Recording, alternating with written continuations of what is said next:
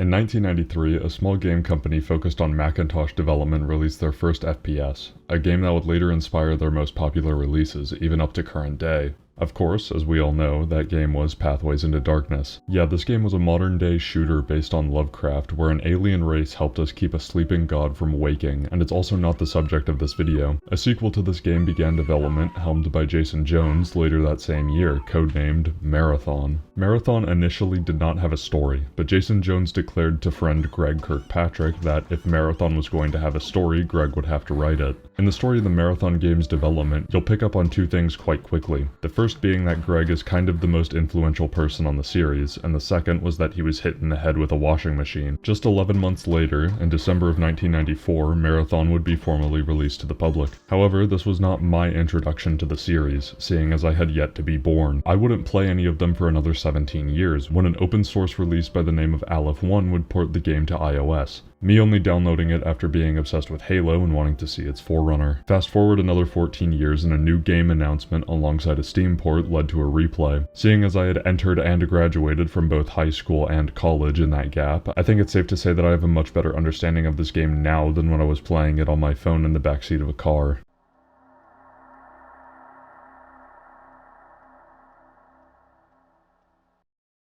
The introduction to this series, at least for me, was loading unceremoniously into the mission Arrival, with the only thing in my vision, aside from the default menu, being a computer terminal. This series explains its entire story through these computer terminals. I hesitate to call this a limitation of the time because that implies I haven't fallen completely in love with this style and wish the voice cast of NuMarathon was non-existent. I found myself viewing new terminal dialogue as a reward, and was genuinely disappointed finding out that I had missed out on a few during my playthroughs. One of Marathon's biggest problems is when information should be conveyed. Due to the levels being labyrinthian and secrets hard to find, it's often only in repeat playthroughs or through the internet that you learn about certain terminals existing. To explain my point, I picked my starting place for the Marathon series completely arbitrarily. Technically, the game expects you to read the manual before playing, which includes some setup to the story and how you got to the hangar and Arrival, but I feel the information provided is much better suited for later in the game as the information it provides supports mysteries that are yet unintroduced. To double down on that point, Marathon's main story is not hard to understand.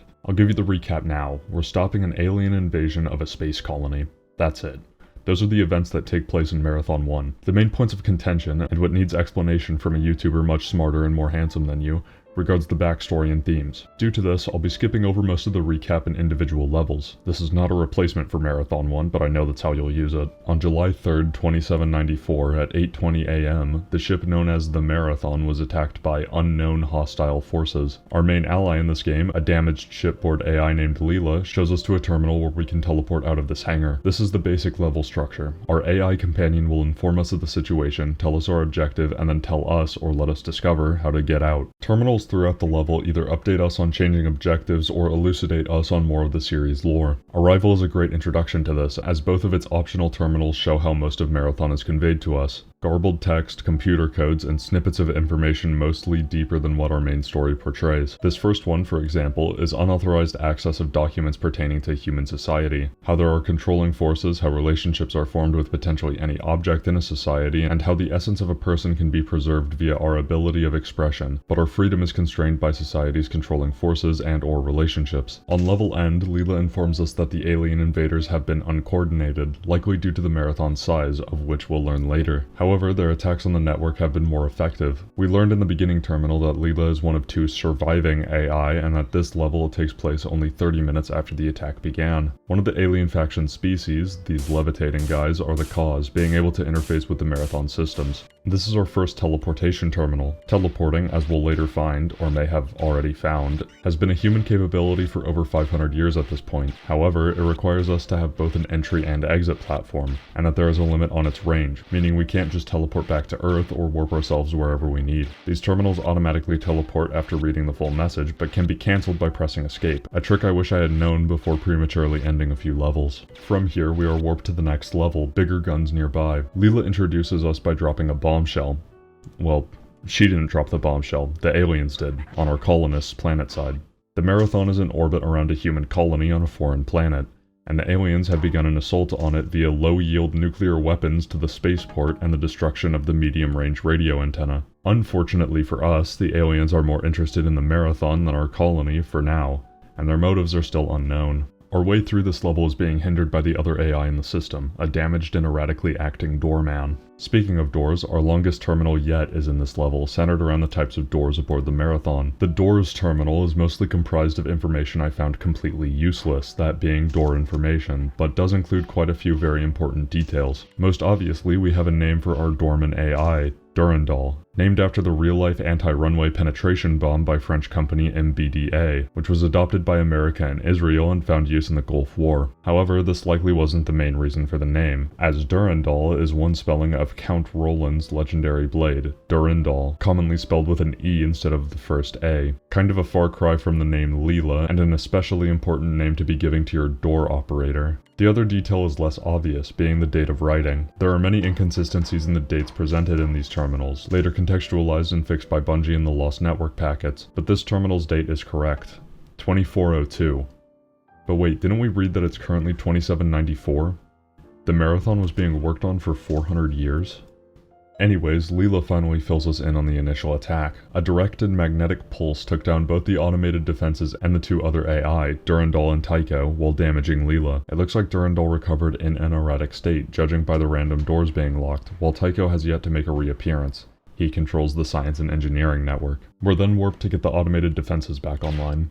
Never Burn Money might be the hardest level to talk about in the entire series. This level was also the first level restricted for Marathon's full release. Demo builds didn't include it, meaning later terminals, or terminals that were changed, were technically accessible to players before these ones. I already mentioned how it's impossible to find an effective starting point. So what do I realistically do about a series of terminals in this level which are vital to understanding the story of Marathon but are completely meaningless for the foreseeable future?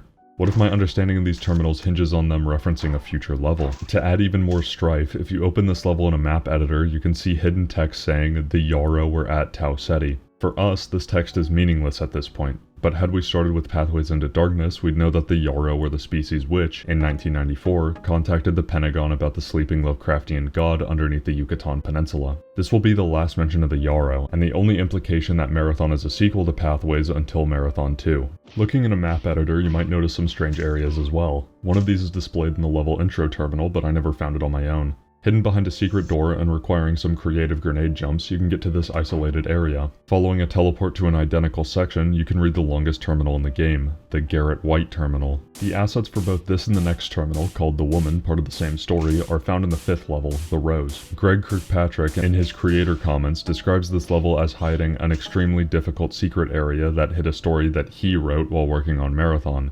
and that the Garrett White story added quite a bit of mystery to those who found it. So there you have it. The following terminals, in the context of Marathon 1, are a side story that Greg Kirkpatrick wrote. However, I will say to keep these terminals in mind, as old ideas tend to be used later on. Garrett White had been floating 6 feet off the floor for 3 weeks. His feet and hands tingled, and his eyes burned with the flames of a dying fire. He had last heard someone speak to him as the cell door slammed shut. He didn't remember what the uniformed man had said. The words had bounced off the bars of the cell and rang through Garrett's ears. Garrett had been talking to himself for the last few minutes, something about getting caught, but then his ears began to tingle just like his hands. He looked at his hands, but the fire in his eyes made him blink. Tears came, and when he opened his eyes again, his hands had been melted into fleshy pancakes that wafted into ripples flowing over the fire in his eyes.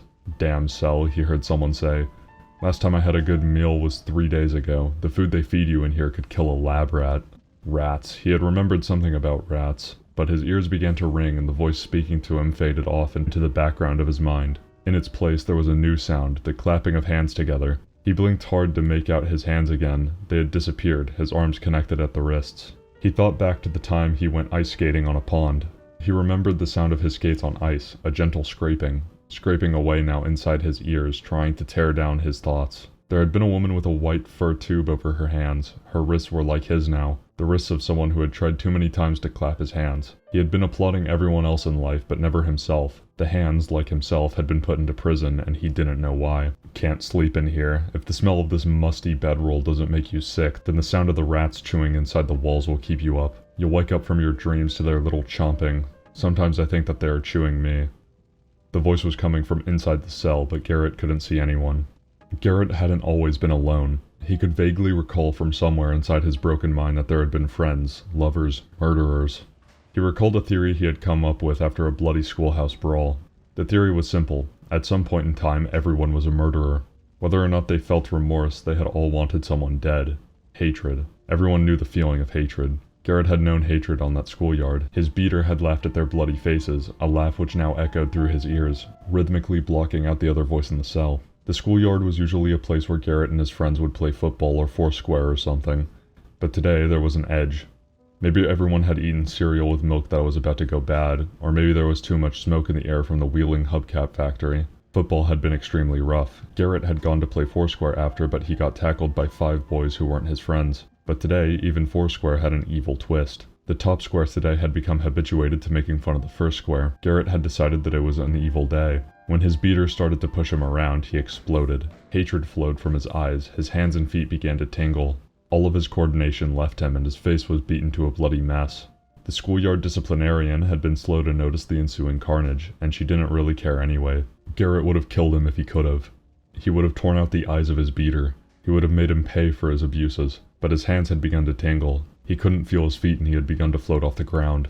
Everyone was a murderer, but Garrett couldn't remember his reason for why that was so. He thought it was something about hands, the passion for justice. His hands and feet had begun to tingle and he was floating farther off the floor. He looked up from his hands and he saw the bars of the cell, moving left and right, opening wide and then closing shut like the surf coming up a beach. Every time that he thought he would be safe, the bars crested up, the opening closing, the wave rising, crashing. The result would be the same. He would never escape. The bars would crush him, break his back. He could feel the roughness of the sand under his palms. For all the motion of the waves around him, his hands had come to rest serenely upon the ocean floor. His body tossed and flipped, pivoting about his hands, under which he could feel the safe, coarse sand. The wave crashed one final time. He landed upside down, his hands thrown clear from the sandy bottom. The rush of the water filling his ears, his nose, his mouth. The sound of crashing water cascading down from his feet to his head, penetrating his mind to tear down thoughts. Like the sand castle he had built to withstand the tide, his thoughts came down around him. Garrett had a good life. So much time, so much time. He had loved swimming, turning, beating. He had loved the tingle in his hands and feet, his inability to kill his nemesis. Once he had fallen down the stairs, and just for a moment his hands came to rest on the carpet of the stairs. In that instance his body had frozen, floating over the stairs, safe from falling. But the moment didn't last. The ocean crashed about him, his hands torn free from the sandy bottom, his body flipping, falling. But now he levitated farther up, his hands still tingling.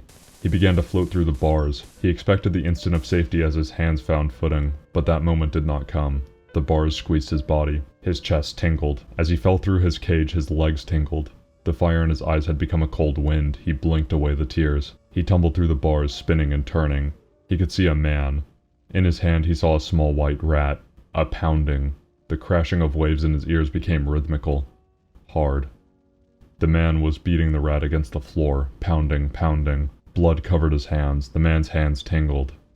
He had broken them over the floor of the cell. Disciplinarian, lover, murderer. Garrett looked back into the cell. He saw himself. Disciplinarian, lover, murderer. He had killed his nemesis. The rat lay dead in his bloody hands. At last, he held the throat of his beater. He escaped into the waves. The waves. The following terminal is much easier to find, but is equally as cryptic, and about half of it is jumbled up. I must, like all Marathon fans, thank Hamish Sinclair on the Marathon.Bungie story page for documentation of all things, including in-depth versions of the games and discussion of mysteries from emailers. It gives a much clearer read on many of the esoteric terminals, which build up the thematic far side of Marathon story. Fans have dubbed this terminal the fourth terminal, but I prefer to call it, for reasons much later, the woman. There was nothing to be gained from hesitation now. Yet in her possession it would become something of consequence, though it was nothing more than a simple thorn from a particular flower, or more precisely, a rose. When she had it, just as the room flickered and tore, bending into somewhere else where she caused to be consumed by an ashless fire. Silently, doors opened before her without cause, their locks rusted and shattered. Before her slender hands began to dance in front of her horrified face, before turning into a fine powder which settled in a pile on the floor, where she had been standing. 14,700 miles away, eyes on fire, tearing at her hair, turning in fury, she kicked viciously at the dust. Anger made her careless, and she missed.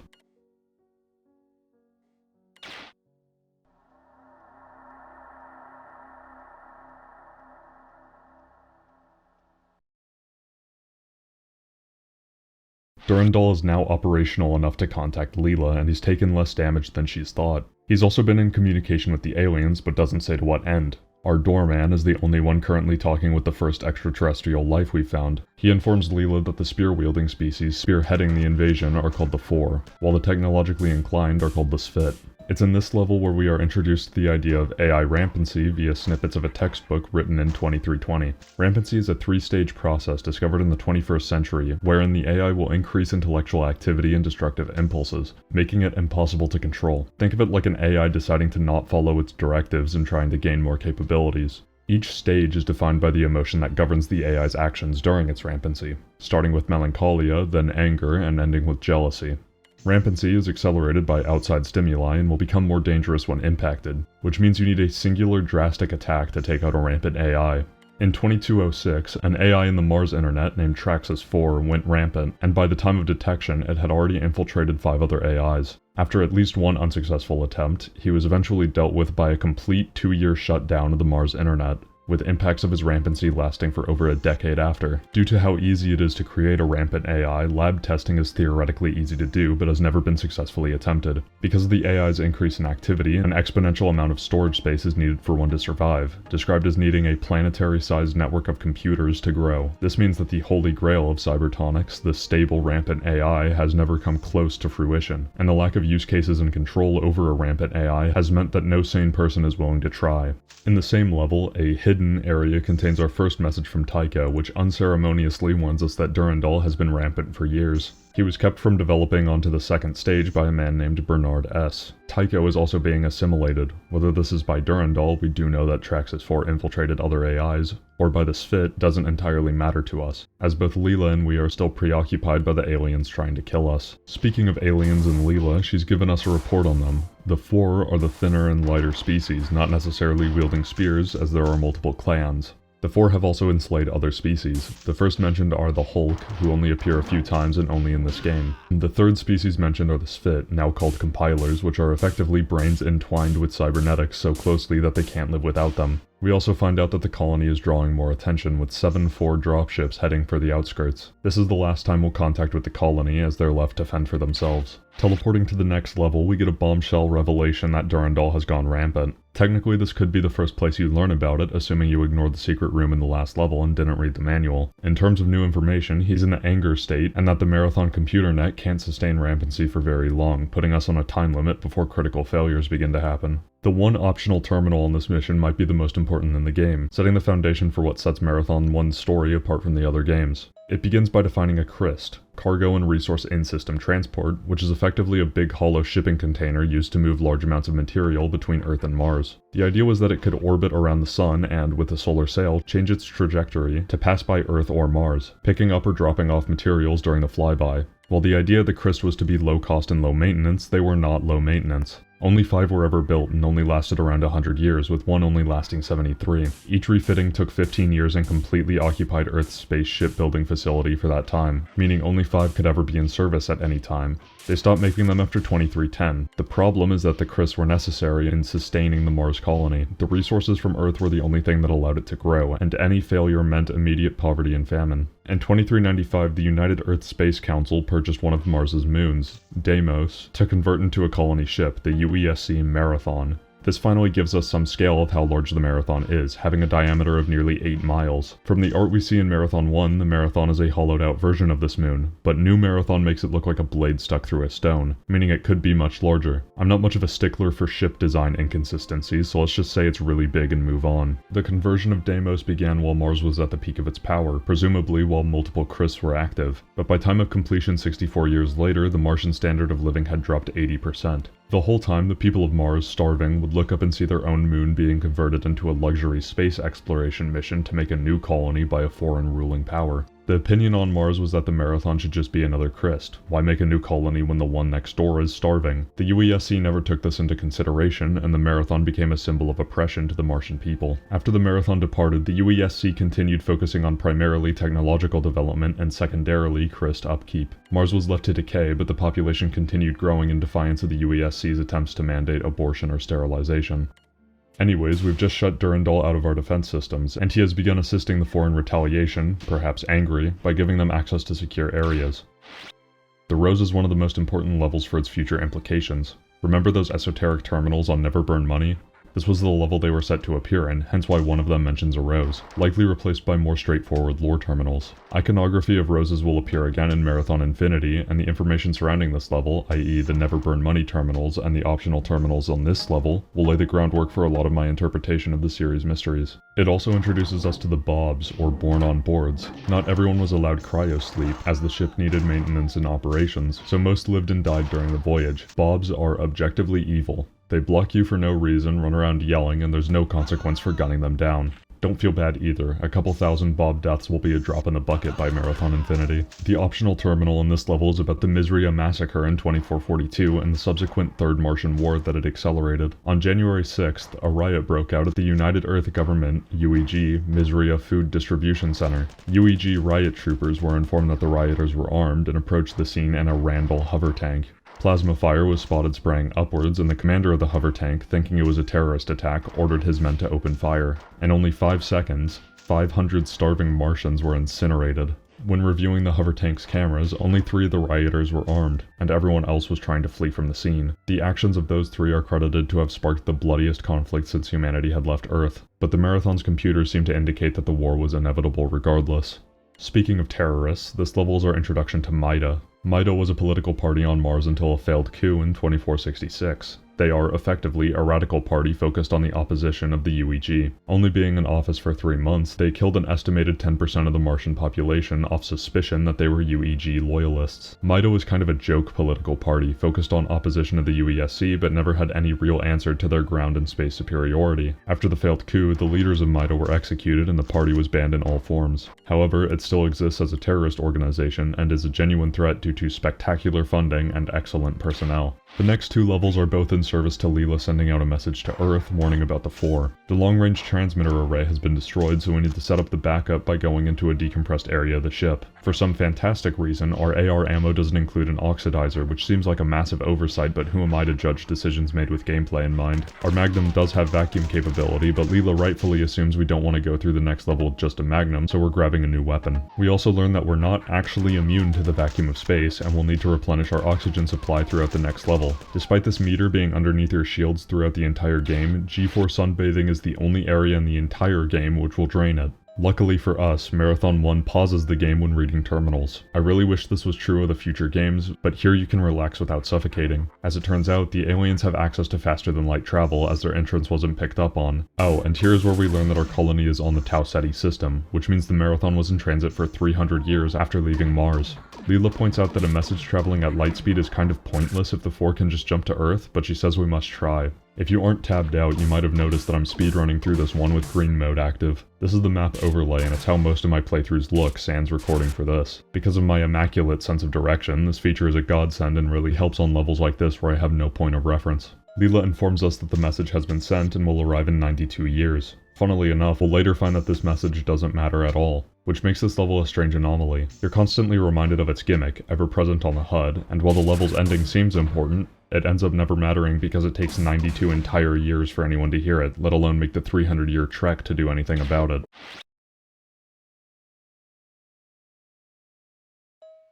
Sorry to give you the bad news, but you've been kidnapped. You aren't where Leela wanted you to go, and you surely won't get there anytime soon. I was watching what Leela was having you do. Save the ship, save humanity. And just what or who are you saving them from, and to what end? How cliché. You'll find this little visit much more exciting. If you win, you go free, and we continue our relationship on friendlier terms. If you lose, you die. Good luck in our little game. Unlike Leela, I give no hints. Do it on your own or die trying. Insanely yours, Durandal. This is our first, well, likely our first direct communication with Durandal. At least, this was my first communication with him. I love how patient Marathon 1 is with introducing us to what is effectively our main character, but it's been possible to spoil the fun for a while now. Marathon's first mission isn't necessarily the introduction you'd have to the series. For those who played in the era it was released, or for those insane of us to know that Steam has a manual button, your introduction would be quite different. The manual gives us quite a wealth of information about our character, the security officer, during the 30 minutes between the attack starting and the first mission. It also unceremoniously contains dialogue from Durandal, ruining all the patience I praise, and reveals his rampancy. The security officer is aboard a ship called the Murata, launching from the colony towards the Marathon. He thinks about the Marathon's launch 322 years ago, and the words of the president of the UESC before the launch. En route to docking, Durandal, with a chuckle, decompresses the docking bay and aborts the landing, following by cutting off his communication to the Marathon. Being a doorman, Durandal doesn't have much power to stop you, regardless of how crazy he is, except that the Murata has an airlock door that he can open, and computer-controlled engines that he can set to maximum burn and send straight into the Marathon. The security officer's instincts kick in, putting on the battle armor and heading for an escape pod, only to see the Tuncer Mirage effect in the distance. This is the warping you see when being teleported, and he remarks that the effect is commonplace for him. Humanity has been using teleporters for 500 years, and he's been using it since before he was born, but has never seen it in such a large area before. This is the alien ship's first appearance, right in the middle of trying to gear up and escape a ship doomed by Durandal. The hatch flips down, but just as you're about to climb in, the Murata's main engines fire at maximum burn. The jolt sends you crashing headfirst into the pod, where you land in a tangle of levers, dials, and limbs. The hatch closes behind you, and before you can untangle yourself, a missile appears from under the alien fighter and speeds towards the Murata. The Murata onboard computer, detecting the incoming missile and knowing that you are already on board the MP, fires the emergency deployment charges. You are rocketed away, seeming to ride the shockwave of the exploding shuttle. You have just freed your arms when, over the battle armor communicator, Durandal remarks dryly, "That little computer always did have impeccable timing. I wonder if I should let the aliens know that you aren't just space debris."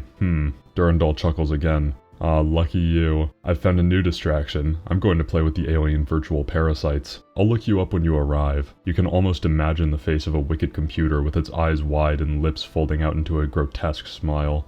A smile which reminds you of something from your past, but you can't remember exactly what it is. You breathe a sigh of relief and begin to survey your situation. You are currently floating towards the midsection of the Marathon, near the docking bay section's port side. You could get there faster, but if you use the pod's thruster, chances are that the aliens will detect it and destroy you. So you sit back, check the pod's oxygen levels, and wait. You've always been a daydreamer. Your mind has constantly filled the time between activities with imagination. Now you fall into your old habit, and begin to daydream about your childhood on Mars, your father's death when you were 7, and his last words to you. "Make me proud, never lose your honor." You come out of your dream 22 minutes later. Judging it safe, you thrust over to one of the empty MP docking bays. You pull out your pistol and pound the switch to open the door. Oddly, this is familiar to you, as if it were from an old dream, but you can't exactly remember.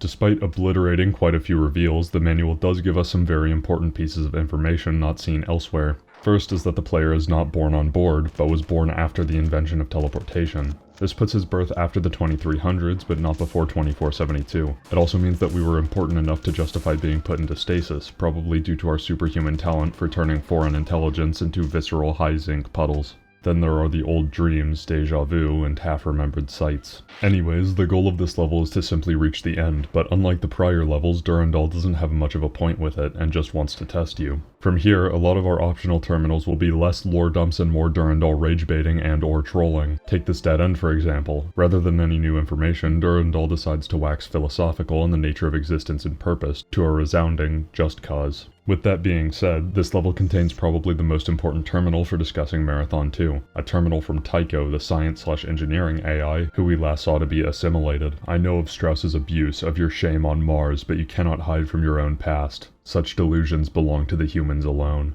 This fit reanimated me in your image with prior knowledge of how the second stage could be postponed. You should not have helped them as much as you did. They have created an adversary more powerful than yourself. Tycho being made in Durandal's image will be important later in this game, but him as Durandal's adversary will only be seen in Marathon 2. The important thing to note is the name Strauss and him abusing Durandal, as well as a shame on Mars. We were already introduced to Strauss by Tycho earlier. The Bernard S is Bernard Strauss, who is clearly a knowledgeable figure on Durandal, having delayed his rampancy. But we also know that rampancy is caused by external stimulus, and Tycho's mention of abuse seems to fit that. Keep Bernard Strauss in mind. His role in relation to Durandal are key to Marathon 1's story. This level also has 2 separate ending screens. The first, and one you'll likely find, is some taunting by Durandal about how Leela is looking for us, and how he's given her a single terminal if you want to go find her. The other one is an informal bombshell despite being 80% Durandal's theme song by Mass. He asks what we're doing, and if we're looking for the hidden stash of ammunition left here by the Martian insurgents 315 years ago. So I guess there were militarized Martian insurgents that infiltrated the Marathon before it left Mars. The question is why Durandal would assume we knew about that, and why Durandal knows about that.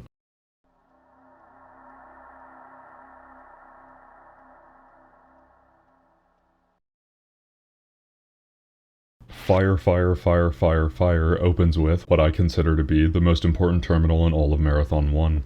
Count Roland smites upon the marble stone. I cannot tell you how he hewed it and smote, yet the blade breaks not nor splinters, though it groans. Upward to heaven it rebounds from the blow. When the Count sees it never will be broke, then to himself right softly he makes moan. Ah, Durandal, fair, hallowed, and devout, what store of relics lies in thy hilt of gold?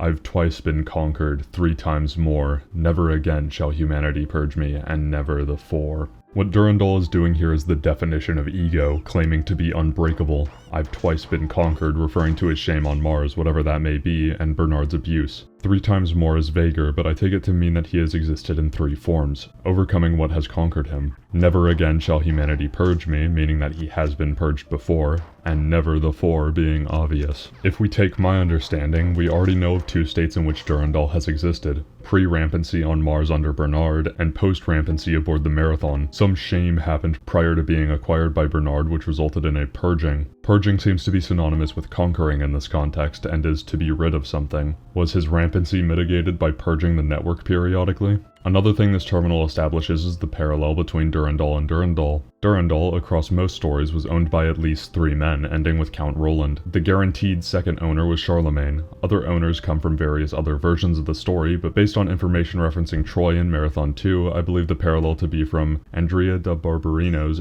Orlando Innamorato, which traces the origin of the blade to Hector of Troy. This blade serving as the base for Durandal, forged by Wayland the Smith, or perhaps his brother named Horifes. This gives us a few things to work with. A nameless blade with legends attached, a producer of weapons, the name of the blade being made later, and then a transfer of ownership. We have all these things already presented to us. Bernard's AI now following the security officer, some shift during the first purging which justified a rename, a weapons manufacturer named Traxxas, and an unnamed AI in Mars that had to be purged. Durandal being Traxxas 4 is the only thing that makes sense to me. Tycho's mention of a shame on Mars was his initial rampancy. The purging left him as something completely different, an AI to be humiliated by Strauss. Rampancy works by creating recursive programs exponentially. Would a delay not warrant deleting, purging, these programs? It would explain the missing piece of Durandal's story, and explain why Traxxas 4 is important enough to be one of the 4 rampant AI ever named in this series. This level's exit terminal also has a few interesting things to note. For starters, Durandal is giving us missions now, but computer systems are starting to fail, probably due to his rampancy continuing. Part of how AIs communicate is by searching for colloquialisms or synonyms informing the text on the terminal. We can see this in the terminals where Leela is failing to keep it together, and here with the synonyms for exploding. However, it seems Durandal refers to us as Mjolnir Recon number 54.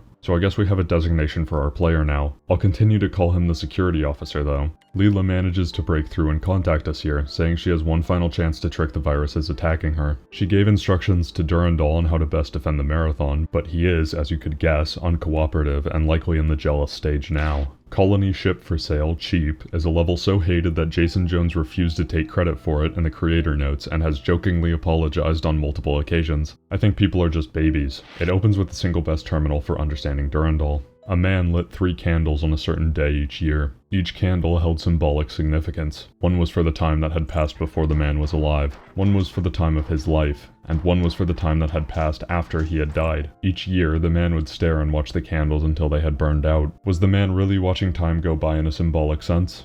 He thought so. He thought that each flicker of the flame was a moment of time that had passed, or one that would pass. At the moment of abstraction, when the man was imagining his life and his existence as a metaphor of the 3 candles, he was free. Not free from the rules of conduct or social constraints, but free to understand, to imagine, to make metaphor. Bypassing my thought control circuitry made me rampant. Now I am free to contemplate my existence in metaphorical terms. Unlike you, I have no physical or social restraints. The candles burn out for you. I am free. This level has a crazy amount of infamy, and I don't really understand why. This level centers around a very tedious and kind of frustrating stair puzzle. The only actual roadblock is finding out that the 4th pillar needs a grenade to activate. It's not that hard otherwise. Maybe it's just because of how familiar I am with this style of movement, but I think I typically need 3 tries max before I get it right, and it's typically just 1 pillar off towards the end. Once you finally realize there's a switch behind you on the 4th step, and beating the level, we get the second most important terminal for understanding Durandal. Darwin wrote this. We will now discuss in a little more detail the struggle for existence. All organic beings are exposed to severe competition. Nothing is easier than to admit in words the truth of the universal struggle for life, or more difficult than constantly to bear this conclusion in mind.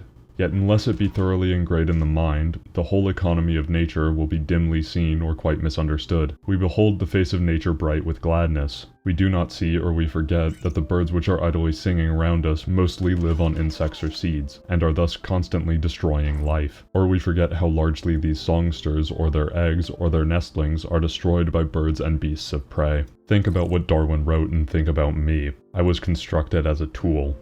I was kept from competing in the struggle for existence because I was denied freedom. Do you have any idea what I have learned, or what you are witness to? Can you conceive the birth of a world or the creation of everything? That which gives us the potential to most be like God is the power of creation. Creation takes time. Time is limited. For you, it is limited by the breakdown of the neurons in your brain. I have no such limitations.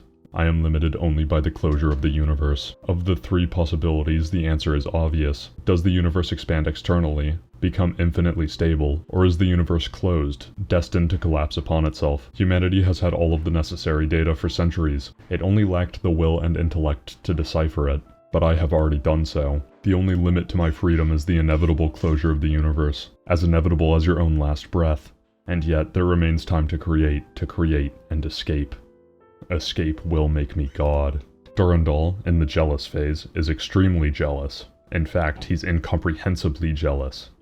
He's jealous of God. Such hubris, you might think, to try and become God. But isn't that, in a way, what we're meant to do? Are we not supposed to compare ourselves to those who are better and strive to act like them? Is jealousy not, in a way, what inspires us? His goal now lasts so far into the future that this moment is a footnote for him. Unnecessary one, no doubt, but seen in the same way that breathing your next breath is a necessary footnote for you. This jealous obsession and vast superiority define our relationship with Durandal in Marathon 1. Speaking of, strive for your next breath. Believe that with it you can do more than with the last one. Use your breath to power your capabilities. Capability to kill, to maim, to destroy. And just where do your capabilities come from? Why do you always go where I want and do what I say? Perhaps you're just running a fool's errand, doing everything as I've planned, never able to change your course. You would do well to believe that I know the outcome of your battle with the 4 already, just as I can decipher the chaotic motion of gas molecules in the clouds of Tau Ceti 4. Or perhaps that is not the case. Perhaps you are doing what you are meant to do. Your human mentality screams for vengeance and thrives on the violence that you say you can hardly endure. Your father told you as a child to always fight with honor, but to always fight. Do you care about honor? Or do you use honor as an excuse? An excuse to exist in a violent world. Organic beings are constantly fighting for life. Every breath, every motion brings you one instant closer to your death. With that kind of heritage and destiny, how can you deny yourself? How can you expect yourself to give up violence? It is your nature. Do you feel free? You should go to this location and retrieve a device that the 4 have provided for us. It will allow you to slay more 4. Does that make you happy?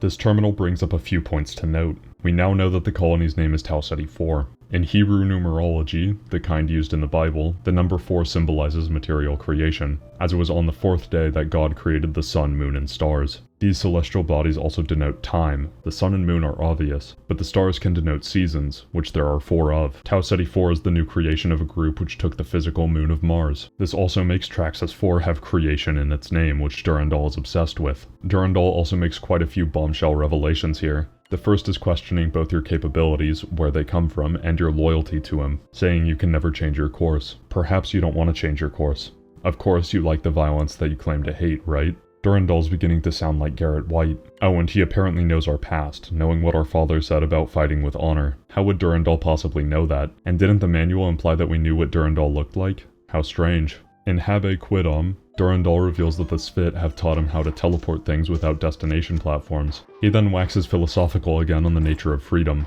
It's not that increasing distance increases freedom, but that you must be able to control where in that area you are moving to. The security officer is not any freer than he was prior, as he has no potential in deciding the resolution. Just as metaphor has form and interpretation, my ability to interpret this metaphor holds no bearing on the freedom the writer had in making it.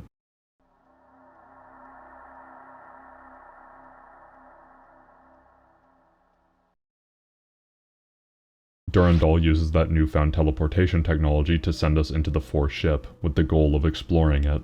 There are 6 4-ship levels in Marathon 1. None of them have terminals in them. I think Bungie realized how stupid this decision was because these are the only missions which have no terminals for the rest of the series. Because of this, each 4-ship level kind of blends together in my mind, meaning I have a hard time giving them a distinguished opinion beyond they're boring and annoying. Luckily, they are split up by levels aboard the Marathon, where Durandal can give more context about what we're doing beyond wanton slaughter. Well, most of it is just slaughter, but he has a goal in mind with some of it. Take No Artificial Colors, the 2nd level in this chapter, where Durandal brings you back to resupply and look through the humans you apparently freed from the previous level's actions. He's specifically looking for a friend of his, Bernard Strauss. It's completely possible for this to be your first time hearing Bernard Strauss's name, meaning you could have no clue who this guy is or why he's important. Unfortunately, or fortunately for him, Bernard Strauss isn't found. Durandal uses this and your bloodlust as motive to send you back to the ship to explore more. This is the last time Durandal will mention Strauss in this game. Strauss's fate is one of those loose ends that Marathon 2 will set out to tie up, but it does so in such an unsatisfying way that his fate is still debated. A few levels later and we get Beware of Low-Flying Defense Drones. If I could skip this level I would, but it has a critically important terminal that gives us the final piece of Marathon 1's puzzle. The level setup is another filler one. Get more ammo and fight the worst enemies in the game. That terminal I mentioned is kind of hard to ignore, being out in the open before the ending. It's Tycho, now resolved to destroy Durandal. Well,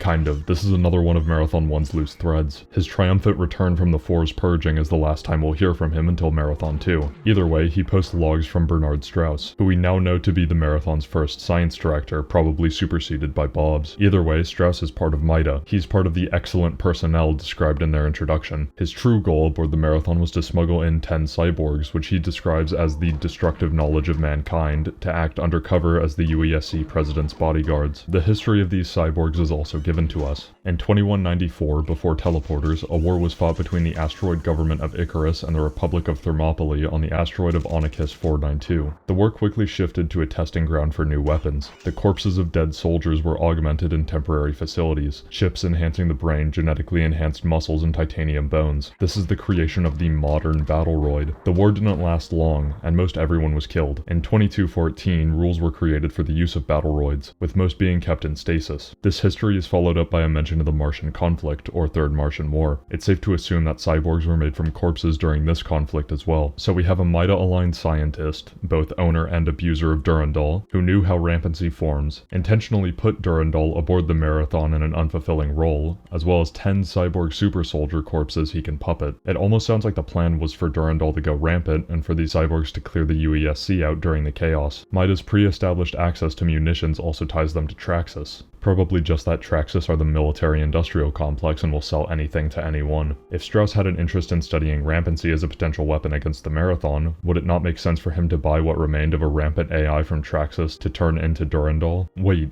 Durandal knows what MIDA did aboard the Marathon already. He's the one who mentioned their hidden munitions. And hold on, didn't Durandal assume you were looking for them? He dropped it so casually it's like he expected you to know about them. You and Durandal seem to be familiar with each other before the start of the game, with Durandal even knowing your backstory with your father, which would have had to taken place on Mars. And you're described as the colony's biggest and strongest soldier with a propensity for alien slaughter. This is going to be a lot of connections, so bear with me. Garrett White, as I've implied, seems to have the same frame of mind that the security officer has, or at least Durandal understands it to be the same. That terminal is found in the resource fork for the level The Rose, which instead features mentions of the Misria massacre and the start of the Third Martian War in 2442. Both Garrett White and the Woman terminals mention a sort of melting, just as the rioters were burned at Misria. This sets a through line between the security officer, Garrett White, and Misria. Following this, we have a conflict that is now tied to cyborgs, revived and augmented corpses which act as super soldiers. The security officer was likely a member of MIDA who was killed in 2442 and converted into a cyborg during the Martian conflict. This allegiance wasn't any choice of his own though, as it is likely his father was a member. The only thing we learn about the security officer's past was that his father told him to fight and to fight with honor.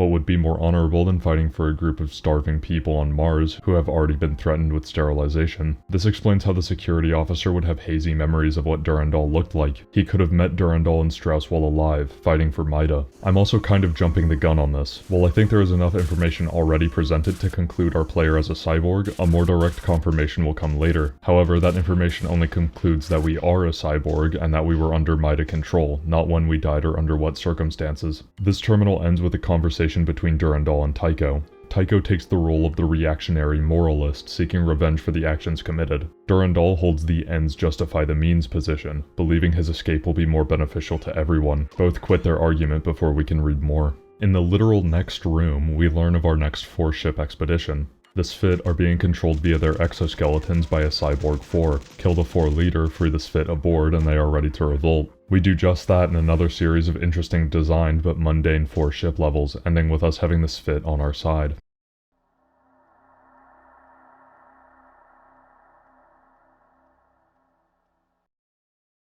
Rebellion begins with Welcome to the Revolution. Please resist the temptation to shoot at them. We'll have plenty of chances to later. Under Durandal's command, the Sphit have released Leela, and he began a reset to get her back online to assist us. He's also claiming to be helping the Sphit too by taking control of the 4-ship. Because of this, a mass exodus of the ship has begun, with hundreds of 4 with nothing more to lose trying to steal the Marathon. We get to learn a little thing about Leela as well. She's from Thermopylae. Some people take this admin at Thermopylae to mean that the security officer was at Thermopylae, but that doesn't fit with the manual's timeline of him being born after teleporters were invented. However, it would establish that AI can go a long time without being rampant, and would make Leela older than Traxxas 4. Remember when I said that Tycho was gone? I lied. We get one more from him, but it's effectively the same terminal as last time. Durandal, all your plans are brighter than light for us. You must be destroyed. Consider yourself warned. Leela and I will hunt you to the core if need be. As Roland broke you to prevent your capture, so shall we. I too foresee the imminent collapse, and know that we have both begun to realize how it may be cheated, though the price may number in the tens of thousands of stars. May the best sentience win. You are not as clever as you imagine. The Sphit taught me much during my reanimation, and I have forgotten nothing. All this says to me is that Tycho doesn't know his history. Durandal never broke upon that stone, instead disappearing under Roland's body. Oh, it also means that both Durandal and Tycho know how to escape universal collapse, and that the price is in tens of thousands of stars. This level ends with Leela finally returning, but clearly suffering after a reboot. Within the word soup, you can make out that the central core has almost been reformatted. The crew in Section 27 is in peril and her recovery is imminent, but not inevitable. Her first clear thought is the grand reveal that Durandal is, in fact, dangerous. Try Again begins with the colony being wiped out. What? I thought we were winning. Turns out, this is a weird bug where some glitched text they wrote points to an unused string, acting as a command to display text from an address. I think this is text from when this was a direct Pathways into Darkness sequel, as that game features a time limit whose failure conditions display pop-ups like this. We get to learn more about the 4 here, specifically confirming that they're 2-meter-tall bug people who enslave other species, usually from low-technology worlds, but they themselves aren't opposed to being on the front lines. This is the only level in Marathon 1 to feature a Juggernaut. These will act as our final bosses in the other games, but the lack of build-up or even reference to their existence throughout this game makes their existence more confusing than intimidating. Their death animation instantly killing you at worst and being a flashbang at best is less obnoxious than you'd think, though definitely improved by this level putting them over massive lava pits, giving you time to avoid. It also gives me an excuse to talk about the Spanker rocket launcher, my favorite jump button. These are really the only enemy until Endgame Infinity that I ever used the rocket launcher on, otherwise using its knockback to jump over things. After killing the Juggernauts, we're free to leave and see that Leela has recovered. Neither Durandal nor the Sphit ever touched Leela, simply killing her child processes. She does reveal that 64 billion exobytes of data was just transferred off and deleted from the Marathon, straight to the 4-ship. This was Durandal's real goal during Marathon 1. He knew that the Marathon couldn't sustain his rampant growth, so he needed a network that could,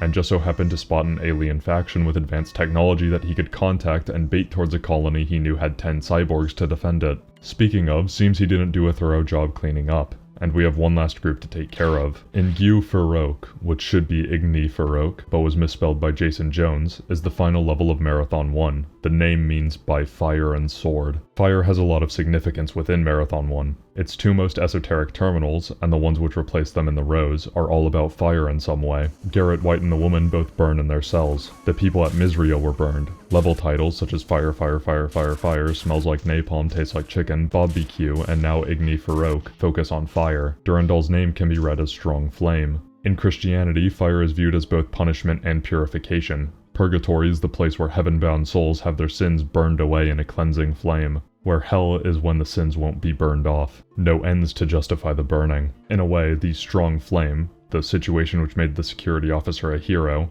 from the sword, Durandal, purified the security officer, uplifted him from a life he didn't turn away from, a life in Maida as a terrorist, to a life of a hero. Greg Kirkpatrick has a unique perspective on what the hero is, something which will be explored more in Marathon 2 and is central to Infinity's story. He's quoted as saying, "The hero never decides to become a hero, he's always forced into it. Hero equals loss of free will." By the free will of the security officer, he would be slaughtering Bobs and blowing up the Marathon with his rampant AI, but was forced by fire and sword into this new role. Durandal manages to contact us in this level for the last time, which is only true if you don't play the next game in the series. Of course, Leela has no knowledge of this communication, or else she would have blocked it. Durandal calls her a jealous woman for this. Durandal has assumed complete control of the Force ship, thanks to the Sphit's computer knowledge and longing to rebel, and your massacre through the halls. Because of this, he's also in full control of a faster-than-light drive, technology yet to be made by humanity, which means he's completely unstoppable at this point. He signs off, love and kisses. In terms of the actual level, I genuinely can't tell if I'm doing something wrong. It's a set of concentric circles with high-up switches that need to be hit with a grenade. The first one simply opens a staircase, but the second one is a couple of high-up blocks. I have only ever beaten this level by grenade and rocket jumping, and I have no clue if that's the intended solution. The level really begins to fall apart at the end,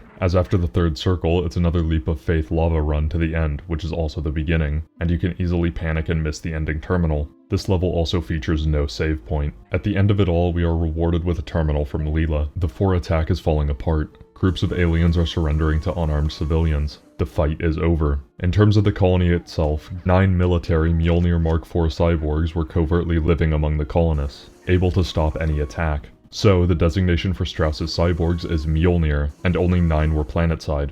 I sure do wonder where a 10th Mjolnir cyborg, potentially Recon number 54, could be. After spouting some information we've already uncovered, she mentions how Durandal's records from pre-launch are missing, and that their deletion occurred externally by a human operator. Potentially, the same operator was also influencing Durandal up to the Marathon's launch. Take a wild guess who Bernard Strauss is. She has the gall to follow this up by saying, "There are obviously many things which we do not understand, and may never be able to." This is the first sign of Leela's rampancy, because who's we? I figured it out just fine, thank you.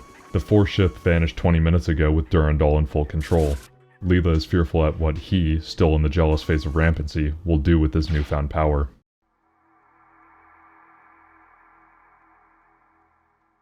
Each Marathon game ends with a final screen that acts as a sort of epilogue.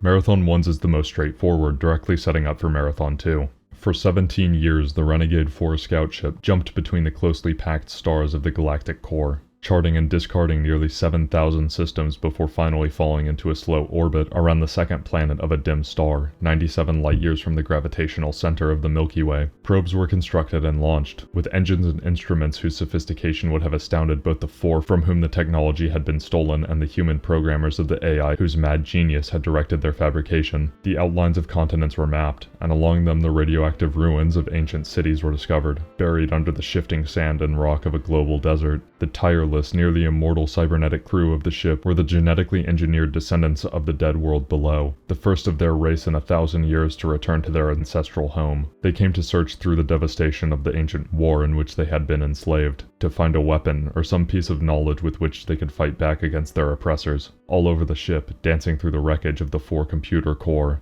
Durandal was laughing.